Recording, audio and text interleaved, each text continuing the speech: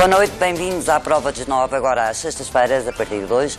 A aprovação do Orçamento do Estado e os 3 anos do Governo são alguns dos temas em debate desta noite, como sempre com Pedro Silva Pereira, Paulo Rangel e Fernando Rosas. Boa noite a todos.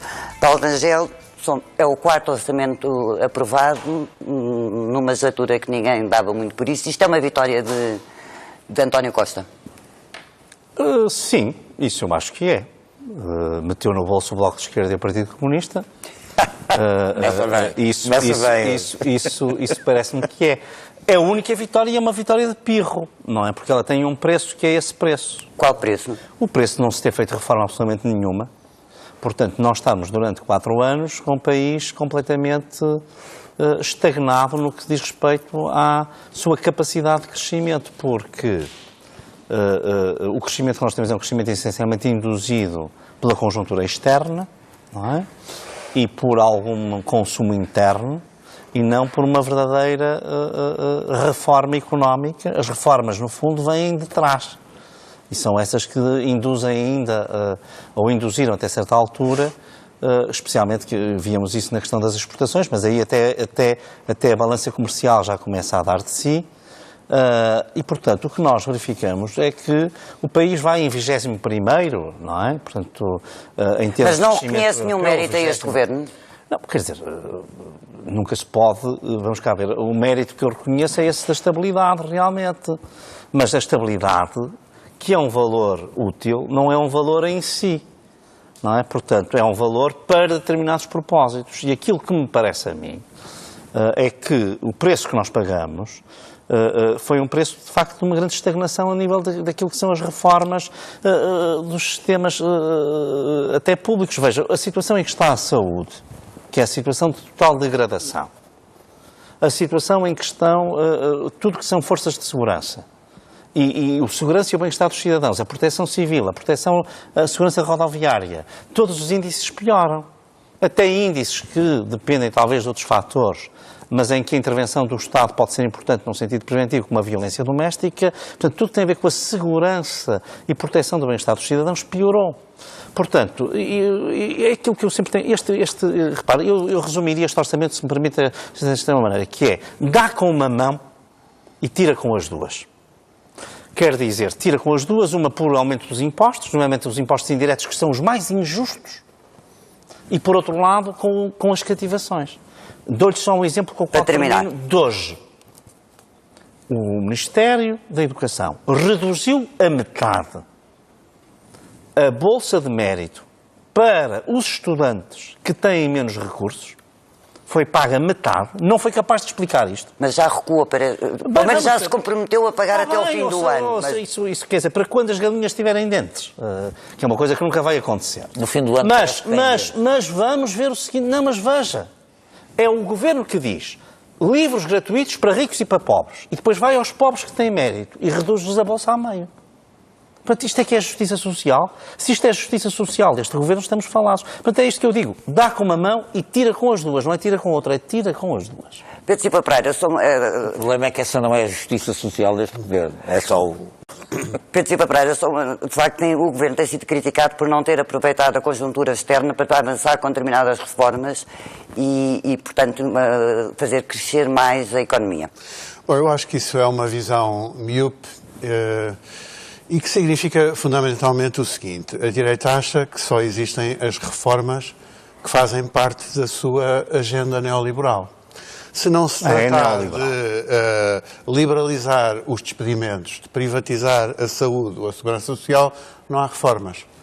Ora, acontece que há uma mudança absolutamente estrutural que a direita nunca compreendeu e que é operada pela política económica e orçamental do governo. E que é aquela que permite combater o empobrecimento. Isto é, melhorar os rendimentos das famílias e, com isso, realmente devolver às pessoas condições de vida e confiança no futuro. E esta mudança teve algumas consequências que são absolutamente estruturais. Nós, hoje, saíram os números sobre os indicadores de pobreza. A pobreza em Portugal reduziu-se substancialmente. Está agora até abaixo daquela que era já... Que é engraçado, a Isabel Joné estava agora há meia hora a dizer o contrário. Pois, mas mente. talvez ela devesse ver o número do INE. Não, mas o Presidente da República estava ao lado dela. As desigualdades reduziram-se.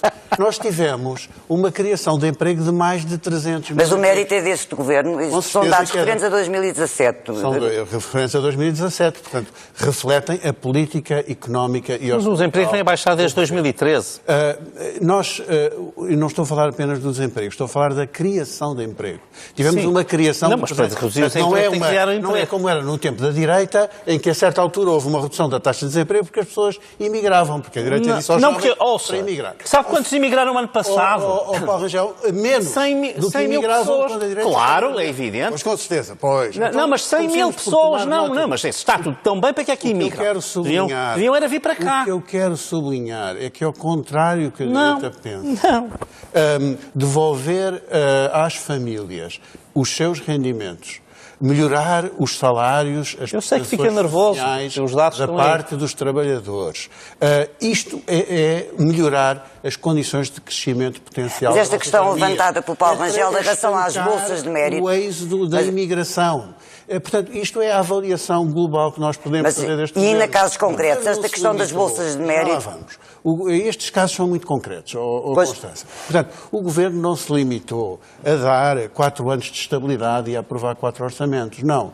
São 4 anos de crescimento da economia, de redução do déficit, de redução da dívida pública, de redução do desemprego, de aumento da... Como é que estão os serviços públicos? Isto é o resultado da ação deste governo. E, portanto, acho que a direita ficou... Mas não é só a direita. Os partidos à esquerda do PS também se queixam das cativações. Sim, mas eu penso que hoje já é mais do que claro de que a conversa sobre as cativações é uma mistificação. Depois, com o sistema de saúde está ótimo. É evidente que as cativações... Tem de ir ao hospital. As cativações qualquer um, escolha a sua, escolha um. Paulo Rangel, dá-me licença que fale. Eu que esteja constantemente a pôr ruído por baixo das minhas intervenções. Porque nós... Eu vou interpelá-lo. Nós temos uma atitude de respeito com as suas intervenções. Quando o Paulo Rangel fala... Nunca me interrompeu na vida. Não, uma coisa é interromper, outra coisa é estar constantemente a falar por baixo, a fazer esse ruído permanente. Não é ruído. Porquê? Porque não lhe convém que eu diga aquilo que tenho para dizer. Não, mas pode ser à vontade, mas tem que ir a um hospital. Precisa de ir a um hospital. Paulo Rangel, nós tivemos, no domínio da saúde, nós tivemos um aumento do investimento na saúde. A despesa na saúde aumentou. Certo. O desempenho do Serviço Nacional de Saúde melhor. Com certeza melhorou. Paulo Rangel, por favor, aumentaram o número das cirurgias, das consultas, qualquer indicador. Não há ninguém que diga isso. Qualquer indicador de desempenho que tenha no Serviço Nacional de Saúde mostra que este investimento se traduziu em melhor produção do sistema. Aliás, mas reconhece que não tem havido muito investimento público. Houve no início do desempenho deste governo, houve uma contenção do investimento público, é verdade. Mas, nos últimos 2 anos, nós já assistimos a um ritmo muito significativo de crescimento do investimento público. E, portanto, é por isso que nós hoje podemos dizer que para o ritmo de crescimento da economia que estamos a ter, em convergência com a zona euro, todos os motores da economia, não apenas as exportações, como dizia ali o Paulo Rangel, não. Todos os motores da economia, exportações, consumo privado, investimento público e privado, estão neste momento a puxar pelo crescimento. Fernando Rosas, o Paulo Rangel dizia aqui há pouco que este 4º orçamento era uma vitória de António Costa porque tinha posto o PC e o Bloco no bolso. Ele gosta de se meter comigo, não é? Mas, é mais o contrário, mas também gosta. Ele gosta de se meter comigo. Mas... é claro, os partidos à esquerda do Partido Socialista têm diferenças conhecidas do ponto de vista político, até de prioridade de medidas, mas relativamente a um orçamento, agora para ir às coisas concretas, que aumenta o salário mínimo. Não é orçamento, aumenta o salário mínimo. Vamos lá ouvir o Fernando Rosas agora, por favor. Mas tem que ser contrafactual. Aumenta substancialmente o salário mínimo. Introduz uma medida de enorme significado que são os descontos nos espaços sociais. vão permitir uma poupança de mais de 1.000 euros por ano, sobretudo para as famílias dos setores suburbanos. Gratuidade dos manuais escolares, baixa de propinas para os alunos do ensino superior, sem prejuízo. Mas isso não coloca dificuldades às universidades? Nenhumas, pelo contrário. Pelo contrário, porque não é com prejuízo das bolsas. Exatamente uma das medidas que foi acrescentada na discussão das sociedades é que o aumento das bolsas não prejudica, não altera a diminuição das propinas não altera a concessão de bolsas. O fim do corte de fator de sustentabilidade nas reformas para as pessoas 60 anos, 40 anos. Alargar a toda a função pública. O próprio IVA da cultura que baixa para 6%, para o espetáculo, enfim, para tudo, inclusivamente para as desgraçadas das touradas.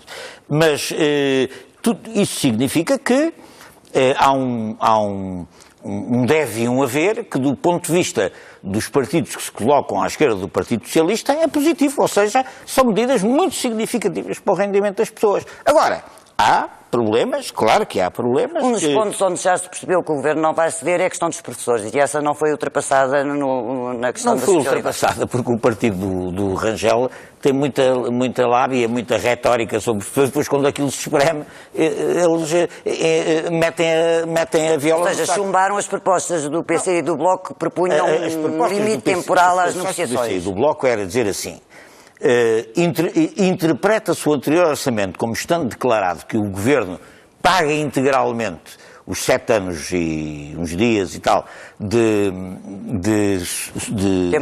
tempo de serviço não pago, e o problema que se coloca agora é negociar o prazo temporal, ou seja, as prestações no tempo do pagamento. O PC propunha 7 anos e o Bloco 5. 7 anos, 5, enfim. Acaba, aliás, o governo socialista dos Açores acaba de aplicar essa medida, aliás, aos professores dos Açores, depois do da Madeira também o já ter feito. E vamos ver, o Governo vai se pronunciar outra vez sobre o assunto, acho que há uma reunião do Conselho de Ministros que tem isso na ordem de trabalhos, vamos ver o que dali sai.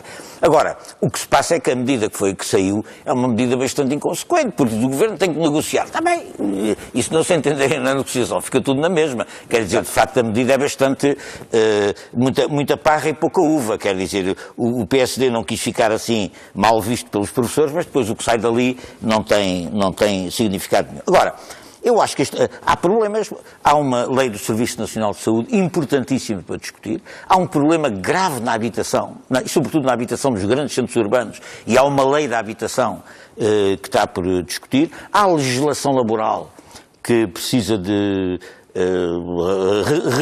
revisão. Bom, e há problemas de investimento público e há problemas de renegociação da dívida. Tudo isto é uma agenda, como disse a Catarina Martins, e eu acho que ela não se vão ver livros do Bloco. Não, o problema não é que a legislatura não acabou. É o último orçamento, mas ainda há um ano de legislatura. As eleições são só em outubro. E, portanto, ainda há um ano de discussão, de trabalho a fazer, etc. Agora, medidas as coisas que se fizeram e as que não se fizeram, há a vantagem de que as que devolvem rendimento e bem-estar às pessoas são muito significativas, porque este debate, deixe-me só dizer isto, este debate tem duas coisas também. Primeiro, devolve ao Parlamento um papel real na discussão do orçamento. Isto é uma coisa importantíssima, devolve ao Parlamento, e afinal isto, ao contrário dos avisos catastrofistas do Primeiro-Ministro, isto não custou nem 1.000 milhões, nem 5.700 milhões, que ele andava aí para aterrorizar os pategos, não é? De que vem aí o diabo orçamental, não é? E custou 100 milhões, isto que foi aprovado, custou... E as outras propostas não foram aprovadas. Mas nem eram para ser aprovadas. Toda a gente sabia que aquilo não passava, a maior parte deles não passava. Sobretudo aquele vendaval de propostas da direita que era só para... Porque a direita tem... Não, mas o Governo também defende, e o Partido Socialista sempre defendeu, que é no Parlamento que se formam as maiorias. Portanto, se há uma maioria contra o orçamento, também é natural que essa maioria... Bom, e outra coisa, devolve o papel ao orçamento. E isto é que é uma evidência perturbadora ali para o nosso amigo Rangel, que é a direita não tem proposta. Ao ponto da bendita da doutora Cristas ir lá, quando eu for primeiro-ministro, e toda a gente se riu, não é? Porque está a tentar cavalgar a hegemonia do PSD E o PSD o PSD está a atravessar uma crise política interna, respeitável, qual é o partido que não a atravessa de vez em quando, mas, digamos assim, a direita parlamentar está sempre... Paulo Rangel, de facto não é fácil perceber qual é o discurso da oposição. Não, mas repara, eu sobre isso não tenho qualquer dúvida, porque oposição é oposição. Nunca aconteceu. Há um único país que eu conheço em que a oposição tem que apresentar um orçamento alternativo, é a Suécia. Não conheço mais nenhum. Portanto, os governos é que apresentam os orçamentos. Aliás, constitucionalmente é assim. Sim, mas é natural que os partidos da oposição apresentem propostas. Fazem propostas. Mas não têm que apresentar uma proposta globalmente alternativa. Nem devem. Portanto, a oposição cabe fazer oposição. E é isso que nós temos que fazer. Mas a oposição também se faz com a apresentação de propostas diferentes. Claro, e por isso se apresentaram propostas diferentes. Não se apresenta um orçamento diferente. Porque é o governo que está em funções que tem de o apresentar. Quem responde pelo orçamento e por toda a política do governo é quem sustenta o governo. E esses são Bloco de Esquerda, Partido Comunista, os Verdes e o PS. Mas isso não impediu o PSD de votar, não impediu o PSD e o CDS de votarem com o Bloco de Esquerda e com o Partido Comunista. O Bloco de Esquerda é que votou connosco. É o contrário. Mas votaram juntos determinadas propostas. Desculpe, vamos cá ver uma coisa, que isto é clarinho como água. Que é, há uma maioria parlamentar, ou não há? Sim, há uma maioria parlamentar. O que é normal é que os partidos que não fazem parte da maioria parlamentar, que é o PSD e que é o CDS, votem contra o sentido da maioria parlamentar. Se há elementos da maioria parlamentar que não estão de acordo uns com os outros, esses é que se juntam à oposição, não é a oposição que se junta a eles. Portanto, isto aqui não vale a pena. Eu até agora, que eu saiba... Isso é um sofisma como qualquer outro. Não é sofisma nenhum. Não, peço desculpa, não é. Ou não há... Vamos cá. Ou há acordos de incidência... Peço desculpa. Uma coisa é um governo minoritário que ora governa com uns, ora governa com outros. Outra coisa é um governo que tem acordos de incidência parlamentar com partido. Muito bem. Pronto, e que até agora quem sustentou todos os orçamentos... Mas o PSD, com o Rui Rio, também já se mostrou aberto a fazer pactos com o Partido Socialista. De regime. Ouça lá, até a maioria das pessoas não têm esta noção, mas a maioria das leis no Parlamento são aprovadas com quase todos os partidos. Portanto, há muitas leis em que não há uma divergência. Portanto, não é isso que é um problema. Não vamos agora transformar uma coisa assim. Quem está na oposição, está na oposição. Quem está no governo e a apoiar o governo são os partidos da esquerda. Qual é o... E, portanto, para mim não há problema. Qual é o ponto da oposição em relação à questão dos professores? Porque não se percebeu muito bem o que é que a oposição queria em relação aos professores. Por um lado, querem contabilizar o tempo. Várias vezes, e é muito simples. Que é, o PS foi confrontado com a própria formulação que ele teve o ano passado. E, portanto, o PS discorda de si próprio. O PS tinha um entendimento e, entretanto, que tal é um bocadinho, repare, isto é uma coisa que é preciso ver, que é claramente o perfil de António Costa. Nós vimos ainda agora, ele dizia, vão ser 2.000 milhões e tal, é o fim, é catástrofe, mas depois não foi nada. Também nos professores ele disse, eu vou pagar tudo e tal, fez lá e aprovou com a geringonça aquilo tudo. E depois não fez nada disso. Fez o contrário. Portanto, aquilo que o PSD fez foi, o PS tem que dizer se está ou se não está de acordo com isto. Está bem, mas o PSD foi mais longe, disse que devia contar o tempo de serviço. Claro, o PSD... Mas depois chumbou também os partidos da esquerda que queriam um limite temporário para as negociações. Claro, deve ser negociado com os professores de uma forma que nós dissemos ao longo do tempo, escalonada no tempo. Mas foi o PSD e o CDS que congelaram. Mas foi isso que foi inviabilizado. Mas o que eu digo é o governo é que fez a promessa. Foi ele que fez a promessa. Ele é que tem que honrar. Quem está a falhar à promessa é o partido. Nós não podemos agora, peço desculpa, no espaço público português, de repente, o primeiro-ministro Costa fez uma promessa. Não a cumpriu. E os outros é que são culpados de ele não a ter cumprido. Não, ele é que tem que ser confrontado com as responsabilidades. Os outros têm que ser coerentes com a oposição que dizem fazer. Claro, e não foram. E claro, e são. Claro. E são. E não foram. Silva Pereira, o governo vai manter, na sua opinião, o governo vai manter esta inflexibilidade em relação à questão dos professores? Há uma não acho que existe nenhuma inflexibilidade. Mas deixe-me dizer primeiro... Mas quer dizer, mas vai manter a posição, porque consta do despacho, que é de 2 anos, ao contar os 2 anos... Essa foi a proposta do governo que foi e é que vai continuar. Que foi rejeitada pelos sindicatos.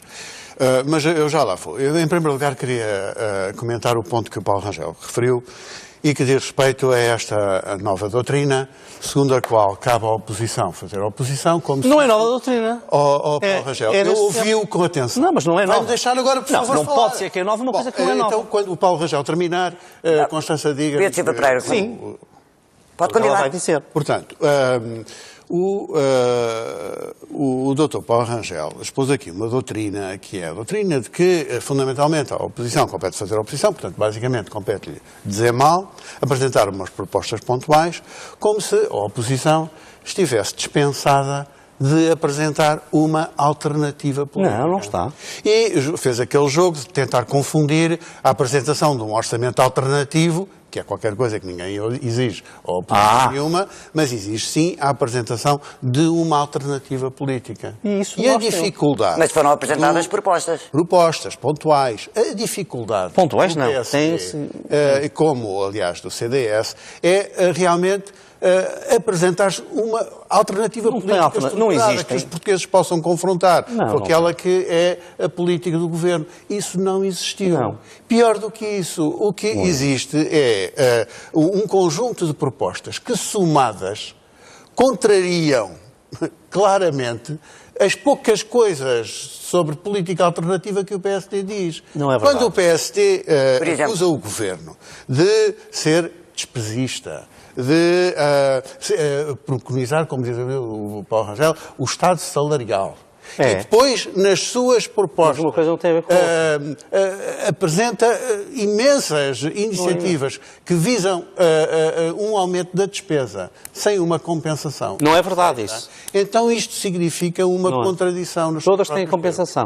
Depois, em relação aos professores, eu acho que o mais importante é que aquilo que foi aprovado no Parlamento, como o Fernando Rosas aqui reconheceu, não tem uma consequência orçamental e financeira. Portanto, nem tem uma consequência prática também. É essencialmente uma sinalização política. Ora, no âmbito da negociação com os professores, o Governo apresentou uma proposta de que os professores fossem tratados em matéria de compensação pelo tempo de serviço congelado, do mesmo modo que são outras carreiras que tiveram esse congelamento.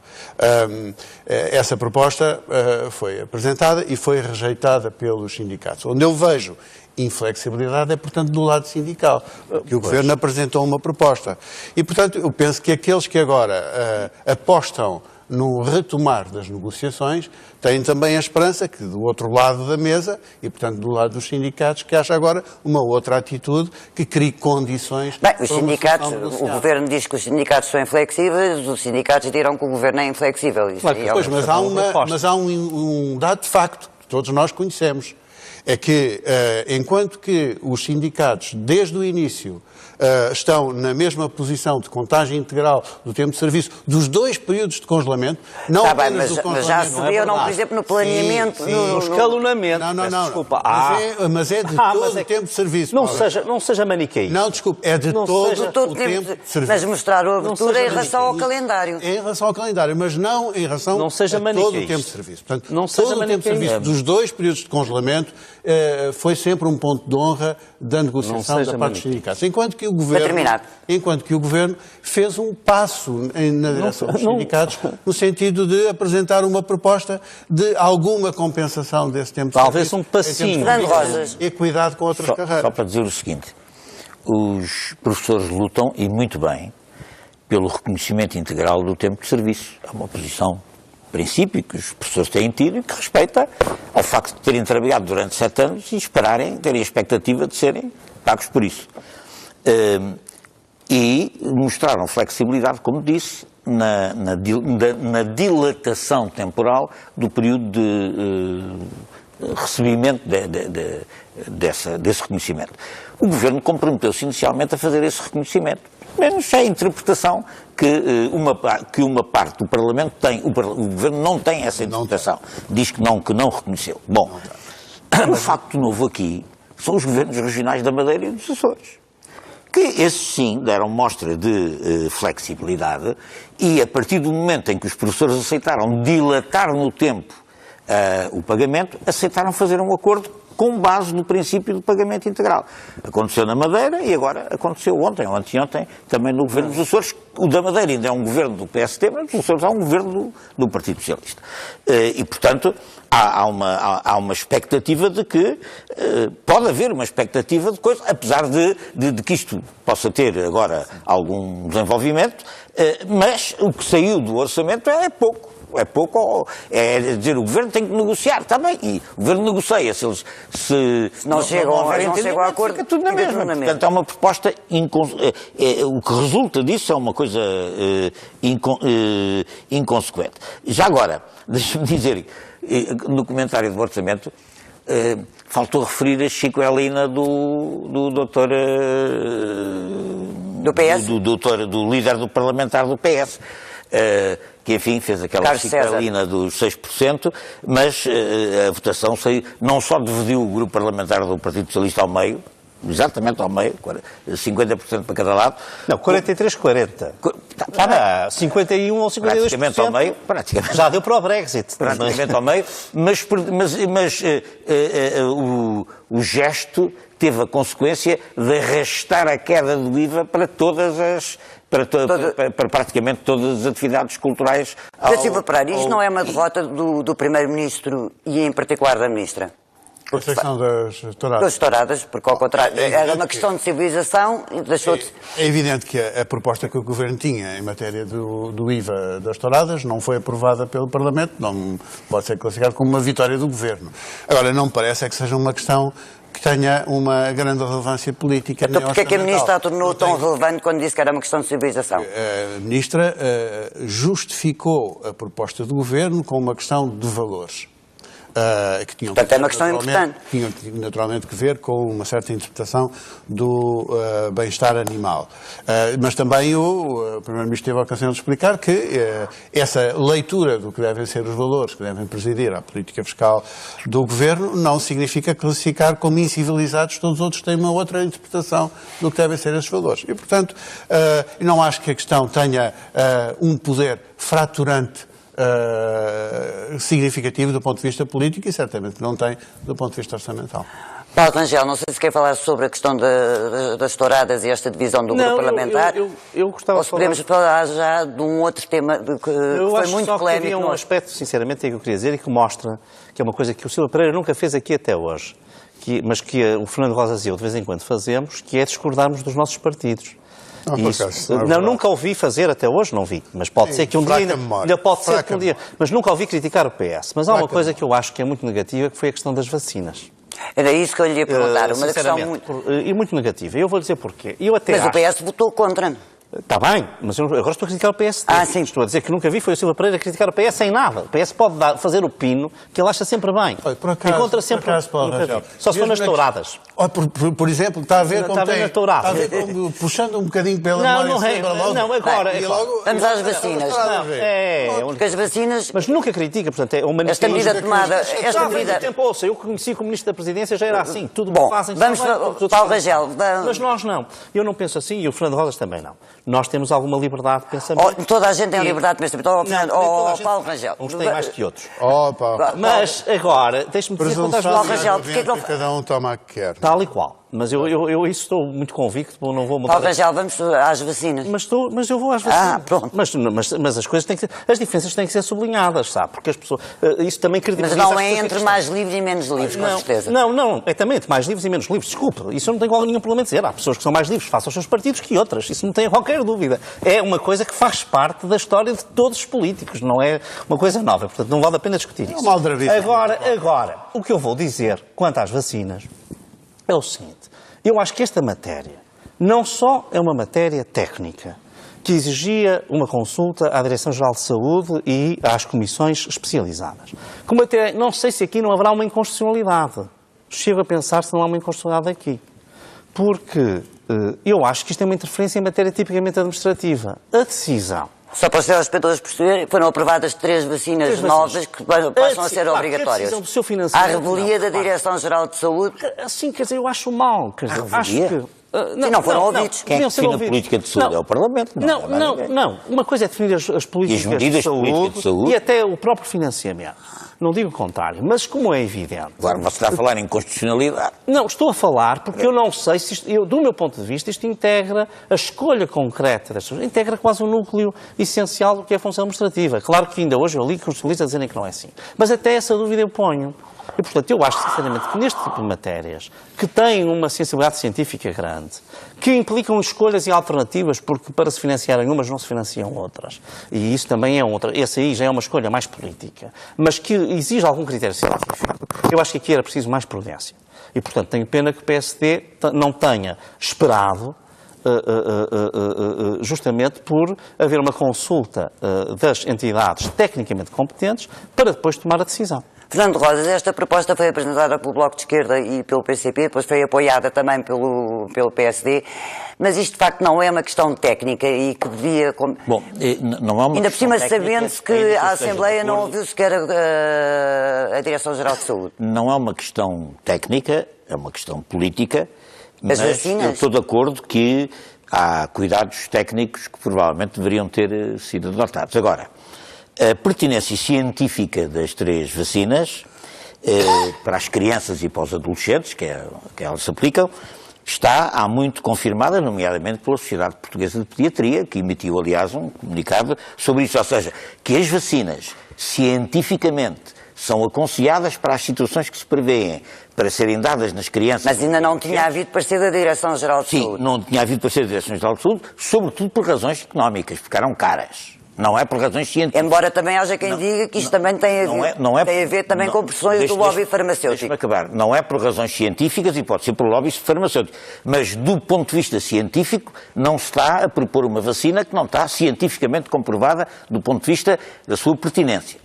Em segundo lugar, não me parece também sustentável alegar a incompetência do Parlamento nesta matéria. O Parlamento é quem decide, quer dizer, a Constituição define matérias, bem precisamente, explicitamente, matérias sobre as quais o Parlamento não se pode, que são competência exclusiva de outras entidades, poucas, muito poucas, como é próprio de uma democracia parlamentar, e no que respeita à definição da política de saúde e dos instrumentos da política de saúde, a competência do Parlamento para decidir qual é o pacote de vacinas que está no plano. Mas isto não pode abrir um precedente grave, como aliás foi dito. Parece-me indiscutível do ponto de vista da competência. Em terceiro lugar, parece-me também indiscutível o alcance social da medida. São vacinas caras, são vacinas necessárias, são vacinas caras e são vacinas, portanto, uma parte da população, por razões económicas, não tem acesso. Mas a questão aqui é quem é que define a necessidade, não é? Se devem ser os técnicos de saúde ou se deve ser o Parlamento.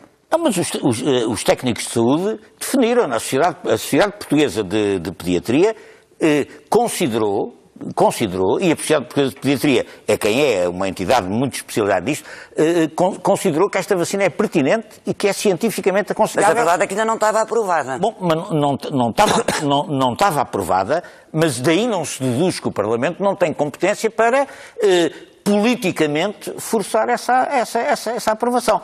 Agora, se me pergunta, deveria ter sido precedido por consulta à Comissão... À Direção-Geral de Saúde e à Comissão Técnica de Vacinação. Eu acho que sim, devia. Não foi, há aqui uma precipitação. Agora, o que eu não concordo, sobretudo, é com o argumento de que o Parlamento não tem competência nesta matéria, ou que isso não é o argumento principal, ou que isto não é cientificamente comprovado, ou que não é socialmente justo. Acho que se devia ter previamente consultado a Direção-Geral de Saúde ou a Comissão competente para esse efeito. Foi uma precipitação, a meu ver, foi uma precipitação não o ter feito. Mas Silva Pereira, a medida não é esse escândalo que é isso. Em relação a esta proposta, o Partido Socialista votou contra por razões económicas? Não, votou contra porque é uma decisão política errada. Vamos lá ver. Mas a decisão é política ou técnica? Não, é política errada. A decisão do Parlamento é uma decisão política. Sim. As decisões políticas é que devem ter um fundamento técnico. E eu concordo com o Paulo Rangel sobre essa questão. E esta tem. Eu acho que a composição do Plano Nacional de Vacinação é uma matéria eminentemente técnica e que cabe à função administrativa. Vejo, portanto, uma intervenção do Parlamento na composição do Plano Nacional de Vacinação como uma invasão da função administrativa. O Parlamento tem, sim, uma competência sobre a expressão financeira, a consequência Claro, financeira. podia até alargar. No fundo, a autorização financeira compete ao Parlamento. Isso não está em discussão. Mas há uma boa razão para que a composição do Plano Nacional de Vacinação seja precedida de pareceres técnicos. Nós temos uma Comissão Nacional de Vacinação. E essa comissão, ao contrário do que, porventura, sugeriu aqui o Fernando Rosas, essa Comissão Nacional de Vacinação discorda desta função. Quer dizer, até este momento, pelo menos em relação a uma das 3 vacinas... Mas discorda por Há uma que é polémica. Ela considera que não se justifica generalizar a vacinação, para outra considera que ainda há estudos em curso e para uma terceira admite, e espera-se para breve, uma recomendação sobre essa matéria. Ora, este é o entendimento da Comissão Nacional de Vacinação. Portanto, penso que não faz nenhum sentido que o Parlamento, sem ouvir o parecer da Comissão Nacional de Vacinação e o parecer da Direção-Geral de Saúde, se antecipe nesta matéria, alterando a composição do Plano Nacional de Vacinação e depois, finalmente... Mas qual é o objetivo desta medida? É o objetivo económico de aliviar as famílias... Eu, certamente... Porque houve já até quem acusasse o Parlamento... Não leu o parecer da sociedade... A Sociedade de Pediatria tem uma posição favorável... Recomenda mas a Pediatria não é uma estrutura da administração pública, nem é a entidade competente para abalizar o Ministério da Saúde com as suas propostas em matéria de composição do Plano Nacional de Vacinação. Isso é a Comissão Nacional de Vacinação. Eu penso que não é só isso, quer dizer, é que tem que se considerar na sua complexidade. O que o Parlamento poderia fazer era dizer, nós queremos aumentar a dotação para a vacinação, escolham quais as vacinas que são prioritárias. Por exemplo, uma coisa deste género. Ou aprovar uma recomendação para que estas fossem uma recomendação. Isso eu já perceberia. Porque, sinceramente, se tivesse sido ouvida a Comissão Técnica de Vacinação e se ela viesse dizer que achava que uma não era recomendável, dificilmente o Parlamento passaria por cima disso. Não estávamos a ver isso. E quando não é recomendável, não é necessariamente por fazer mal à saúde. Não, pelo contrário. É porque não se justificar uma generalização, eu vou dizer o seguinte, uma vacinação em termos de universal. vacinas, é que é preciso ver isto. Portugal tem no registro da vacinação é um país que é quase exemplar, por comparação com outros. Portanto, no fundo, os nossos especialistas nesta matéria e a nossa administração de saúde nesta matéria têm funcionado francamente bem. Mas das causas... portanto, eu acho que é bom confiar neles. Quer dizer, numa equipa que ganha... Não, e pode-se abrir aqui um precedente. Pode-se abrir um precedente. Mas há polémica nessa matéria. Não estou a dizer o contrário. A Comissão Nacional de Vacinação, há quem defenda ao ponto de vista que a Comissão não toma essa decisão, seja por razões financeiras, seja por pressões do lobby das farmacêuticas. E, portanto, uma intervenção... Mas isso também pode ser... O Parlamento também pode ser acusado disso, Uma intervenção política do Parlamento, no sentido de estender uma vacina que é médica e socialmente necessária a estratos da população que não têm acesso por razões financeiras à vacina, parece-me legítima. Agora, penso, todavia, não concordando com a argumentação que contesta a capacidade política do Parlamento para poder intervir nesta matéria, acho que por uma questão de respeitar as regras nestas matérias, o Parlamento devia ter consultado. Sim, até porque não há muito tempo, por exemplo, o PAN defendia a proibição do medicamento a crianças com menos de 3 anos, ou qualquer coisa que também... Não pode ser. Mas isso há normas, isso não é o Parlamento que decide. Estamos a chegar ao fim do programa e eu queria falar de outro tema. O Presidente da República esta semana alertou para a crise que existe na comunicação social e chegou a pôr a hipótese de haver uma intervenção do Estado na comunicação social. Um debate que ele acha que tem que haver, embora não tenha definido em que termos é que o Estado poderia intervir na comunicação social. Paulo Rangel, a intervenção do Estado retira a independência à comunicação, ao jornalismo? Eu acho que pelo menos pode sempre afetar, não é? Do meu ponto de vista, essa independência. Eu, sinceramente, não sou muito... E também, já agora também, e como é que se resolve este problema desta crise? Porque, de facto, há uma crise séria e a democracia exige, de facto, uma comunicação social forte. Vamos cá ver. Eu acho que há duas coisas, dois planos diferentes. Um plano é o Presidente alertar para a crise e dizer nós temos de debater isto como uma questão nacional e como uma questão de democracia. E isso eu acho que ele tem toda a razão. E, por exemplo, isso pode ter muito a ver com uma coisa que se tem falado muito, enfim, aí, se falar com os adolescentes de 13, 14, 15 anos vai ver, qual é o acesso que se deve ter à internet, se deve ser gratuito, se não deve ser. Agora os youtubers estão muito ativos nessa matéria e, portanto, vamos cá ver. Porque isso é uma das coisas que realmente pode trazer rendimentos à comunicação social. Outra coisa é uma intervenção do Estado. Eu aí, sinceramente, tenho muito receio de que nós regressemos a um paradigma de alguma promiscuidade que não é positiva. Fernando Rosa, muito rapidamente, que temos mesmo a chegar. O que eu acho é que o aviso do Presidente é pertinente, porque o que nós estamos é a ver os jornais diários, os jornais impressos a desaparecer.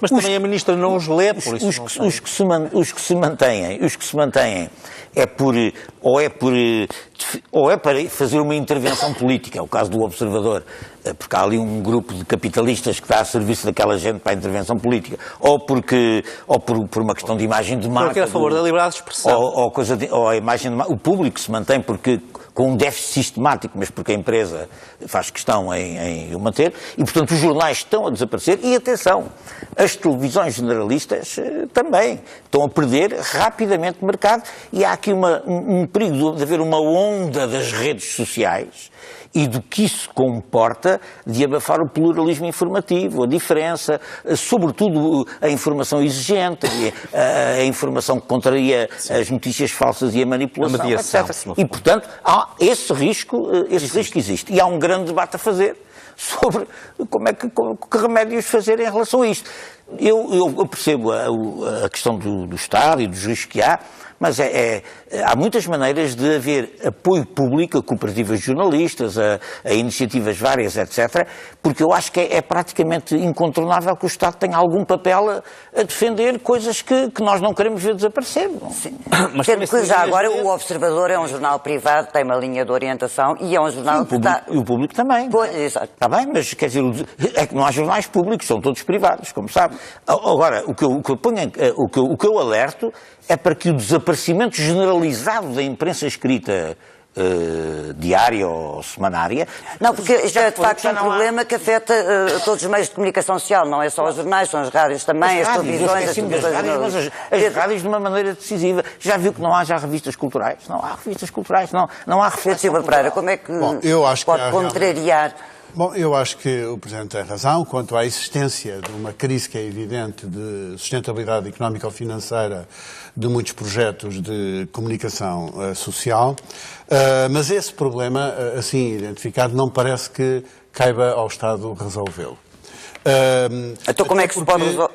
Até porque o fator principal dessa crise é, com certeza, a difusão da sociedade digital, da internet, das redes sociais, outras formas de circulação da informação e da desinformação, mas não é o único fator. Nós também assistimos a uma degradação acentuada da qualidade do jornalismo, em que a diferença entre o jornalismo de referência e o outro se vai esbatendo. E isso torna também difícil que os projetos de maior qualidade se distingam e sobrevivam por causa disso. Ora, isto cria uma dificuldade à sustentabilidade financeira dos projetos, mas também cria uma dificuldade à intervenção do Estado.